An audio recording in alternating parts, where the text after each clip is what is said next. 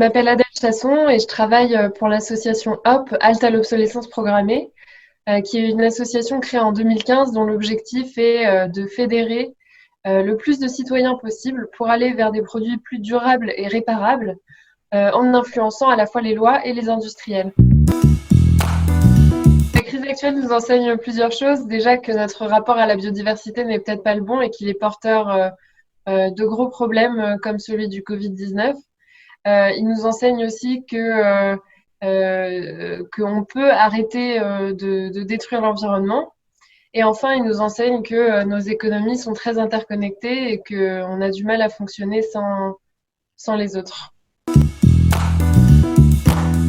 C'est de repenser notre rapport à la nature, déjà, je pense, c'est la première chose, mais aussi de repenser les modèles économiques de nos entreprises. C'est important d'aller vers un modèle dans lequel on privilégie d'abord les entreprises européennes, une relocalisation des compétences du savoir-faire. Et par exemple, l'économie circulaire, donc le fait de réutiliser les ressources, les déchets, etc., elle permet cette relocalisation et elle permet d'être moins dépendant aussi des autres économies. Alors pendant le confinement, j'ai remarqué que beaucoup de Français décidaient d'entretenir et de réparer eux-mêmes leurs objets, ce qui est une super initiative.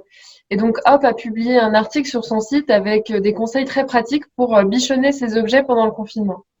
Une autre initiative qui m'a marquée très positivement à titre personnel, c'est l'aide de l'État pour faire réparer son vélo, une aide de 50 € dont on pourra bénéficier dès la fin du confinement. Pour moi, il y a quelques points positifs quand même dans le confinement. Le premier, c'est celui de ralentir, de prendre plus de temps pour soi, pour faire des choses chez soi, se poser. Le deuxième, c'est aussi de ralentir notre consommation et de voir que même sans acheter de nouveaux objets tout le temps, on peut être bien. Et puis, un autre point positif du confinement, c'est qu'on voit déjà quand même des effets de soulagement sur l'environnement, même après un mois sans activité économique. Et donc, on voit que c'est possible encore d'améliorer les choses en produisant et en consommant autrement. Hop a fait plusieurs propositions pour la sortie de cette crise sanitaire. D'abord, ce qui est important pour nous, c'est de maintenir l'acquis, parce qu'il y a beaucoup de voix qui s'élèvent pour revenir sur des textes écologiques, notamment la loi anti-gaspillage qui a été votée en février.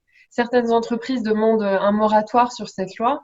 Nous, on demande à ce que les dispositions de cette loi soient vraiment confirmées, maintenues, mises en application et qu'on aille même plus loin.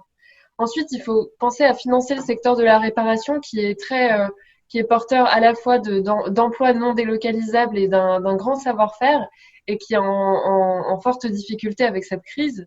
Pareil pour le secteur du réemploi et de la réutilisation, tout ce qui est les ressourceries, les recycleries doivent être soutenues. Et puis enfin, il faut investir dans des produits durables et réparables pour construire notre avenir.